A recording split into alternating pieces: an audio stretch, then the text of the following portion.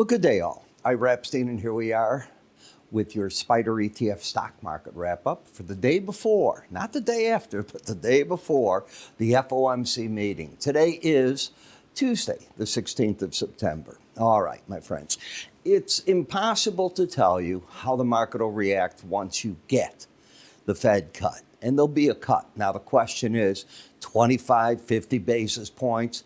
Does Fed Chair Powell sound more dovish or hawkish? Which way are we going to see that? What's he going to say? How the market's going to react? And remember, you get the yin-yang. Let me explain that. Think of the time that it is in Asia when it's 1 o'clock, when the announcement comes out. At 1:30 p.m. Central Time, these are Central Times, the press conference begins. It ends about 2:15. What time is it there?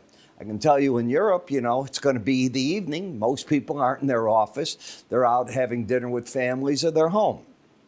So you get the yin-yang. We go one way. Sometimes they go the same way in Asia. Sometimes Europe will say, well, they're overdone with it, and the market comes back to roost. And you start one way, it could be another way. That's my point. Be careful, because either way it goes, I did a report tonight for you. It's on our website at iraepstein.com. It's a video report. It's short. It's 5 minutes or so. And take a look at my thoughts on the interest rates there. All right. So today we saw a down day in stocks. Not surprising. A lot of people want to take money off the table here, do some rotation or no rotation, get money ready to go. I happen to be one of those type of people. When we take a look at Uber, down $1 today. Metal markets were a mixed bag. Most of the miners were down. GLD was up. Again, Tesla gave back a chunk yesterday, made that back today, and another $11 gain. And of course, ARK is going with that to a degree to the upside as we look at it. Keep your eye on uranium and other metals like that, minerals actually, we can call them. And the reason is the U.S. is now getting ready to invest $5 billion in some type of fund to lock up more of our precious raw earths in different ways. It could be magnets, uranium, different things, because we don't want to be caught with our pants down again. Apple up again. As I said, the retail sales were okay over the weekend. You gave up a little ground in Netflix, but it's starting to hold in the 1180 area. Restoration Hardware, which got beaten up pretty good, suddenly comes back up today. I have no idea what that was about. And Home Depot, which has had a heck of a run, is probably ready for some profit taking. NVDA down a bit, but let's go to the news of the day, because you're going to get a lot tomorrow. You have the Mortgage Bankers Association coming out at 6 in the morning. I don't know if you look today at the end of the day what mortgage rates were, but you're down to 6.15 on fixed 30 years. Not the jumbo, but the fixed 30-year. Wow. That's what I'm writing there. National Association of Home Builders numbers will come out for their permits and their starts tomorrow. Federal Reserve monetary policy announcement at 1 o'clock. So it'll be the press conference at 1:30. The dot plot will be heavily discussed. Who's saying what, you never know, but you get an idea of where they're thinking. So the question is it going to be tomorrow 25 basis points or 50? If it's 25, I think you'll see most members want to go every month 25. Don't know that I'm right on that. The Fed Chair is going to say they're going to be very data dependent. There's still concerns that inflation is gradually growing, but there are big concerns in the labor market. Petroleum stocks will come out Wednesday morning at 9:30. U.S. firms, as you know, President Trump is now at the UK, left today, I believe, for the UK.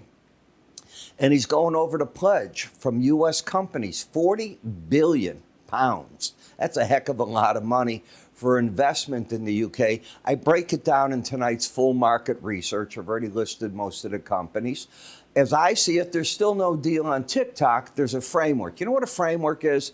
Okay, we're still talking. So that's good, because then President Trump and Xi are scheduled to speak on Friday, not face-to-face meeting, but speaking, and we'll see if more gets done. The fact that the president today gave another 90 days on the TikTok tells you just where this is all at.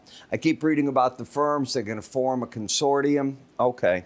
And the president's excuse, well, all his friends' kids use TikTok. Okay. And I read that the algorithm being built to use it in the United States, there'll be a new one, is being built by China. I don't think that's okay, but we'll see what goes on with that. All right. When we look at Rocket, look at how it's slipping going into tomorrow's report. It had a heck of a run up in front of it, as I pointed out to you over and over, went up roughly $5 or so, and now it's pulling back a couple of dollars from there. The pattern is still bullish with higher lows, higher highs. The market, if it wants to find support, I think it'll be, if it drops a lot, 1918, right in that general 18-day average. The market got over briefly the upper Bollinger Band, and remember what I teach you. Markets that do that, only 5% of the time do you stay over it. So I'm the guy that wants to bet against you if you're buying it there, that I'm betting that not that you'll be wrong to trade ultimately, betting that you can buy it cheaper because it'll get back within the Bollinger Bands. And that could be at higher numbers. You never know. When I look at where we're at, we're overbought. So that gives me pause to think that, you know, Rocket's ready maybe for more of a correction. We know where the resistance is. We'll see what it does. Oklo exploded to the upside as, you know, fusion reactors. It's a sexy word, doing whatever it does. Netflix, it's still fighting the battle at the 100-day average in the lower Bollinger Band that is oversold. So I'm starting to look for areas now where the market can get its footing. In UNH, if you take a look at today's break at 338.32, we broke under the 341.40. So that rally is now come to roost. Look at how momentum turned down. The odds favor that price and the 18-day average in red will come together over the next few days. We'll see if that happens or not. In Home Depot, you still have the embedded reading, so the break is welcome. I don't think it's got legs to it if we get the series of rate cuts. I think this stock will be gobbled up by traders that want to own that. Robinhood, what you don't want to see is the low of Monday taken out. If that's taken out, be careful. Then I think you're going back to the 18-day average to regroup. You're overbought. You're either going to embed from here and challenge that upper Bollinger Band again, or you're right at a spot where it can take a bit of a hit. Tesla, what can I tell you? The market is looking at it. I saw some firms come out, especially one firm, I won't name them, and they actually have a sell rating coming out on the market. They think it's getting vastly overbought. People are playing the play of Musk, not the reality of what the numbers in the company look like. But it's been like that since Elon Musk came on the scene, hasn't it been? So I wish them the best with that signal. In Joby, I like what I'm seeing finally. The market is starting to hang in at the 18-day average of closes. I realize the Bollinger Bands are narrowing in. That's what you need to do in order to make a bottom base. So I think it's doing that right now. So I am calling that that's what I think it's doing. In XLF, you have higher lows, higher highs. The financials have given up a little ground going into this report, but just the idea of being short financials with a falling interest rate environment, I'll let you play that one out. That's too complicated for me. I'm a chartist at the end of the day. I like the industrial sector. I keep telling you, you get over it, you get thrown back to this 18-day average. I think I've made mention of that for 2 weeks, and it's been very much the play. But to get bearish again, you've got to take out right here 149.32. Barring that, the market is trying to turn the corner back to the upside now, and I'd go with the bulls, not the bears. In the energy sector, it keeps getting bids. So first off, I don't think there's a problem with Russia saying to the world at this point, you don't have the guts to turn off our energy. And it's probably reality. Europe, not the United States, has to be the one to pull the plug. And we'll see if they're capable of doing it. In the gold market, well, the inflation story is here.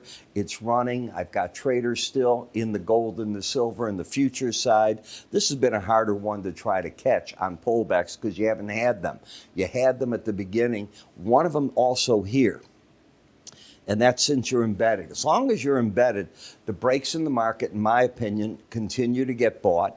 The copper miners, they're just strong. Everybody cutting interest rates, everybody being finally the United States joining that word, everybody, helps at the end of the day industry. It doesn't hurt it, it helps it. And that is the goal. You want people to be employed. You want products to be made. If they're employed, they have money, they buy. You want to see that. And in America, we want to see it made here. That's the big issue that is going on right now. In bonds and TLT, BND TLT, I'll let you play it. It's a bull market going into the report. You'd have to lose the embedded reading and take out the low of Monday. That would be a warning sign. A lot is wrong, and the market wants to correct. Dollar collapsing. You heard the word collapsing today. Not at the lows that it had made back here, but it's certainly not far from them now. It's 40 cents away. It is a one-day breakout of the range. Don't know if you'll have two or not. That's what I'm waiting to see. And the flip-flop is true in FXE. So basically, what it is the markets are saying the dollar falls as U.S. rates are cut. Other currencies gain on it in that first part of the cycle. Later on, the dollar gets stronger because of the size of the economy when these cuts get the market to grab traction. That's the way to look at it. Remember what I have for you right here. What we have together is I've got the special 5-minute report. It's not my usual in-depth report. I'll probably do that tomorrow once I see all that is going on in the markets. But that's on the website. And remember, you can see my reviews and everything I do if you join me in my research. All you need to do is climb up here, go to the Spider research part, subscribe right there, and you'll see what I'm doing. You'll see how I put out the morning recs, what I tell you to buy, sell. We follow up the trades completely from beginning to end. Give yourself a shot with that. I'm Ira. You have yourself a great day. Remember, you can go to iraepstein.com to catch all that I'm talking about. Take care.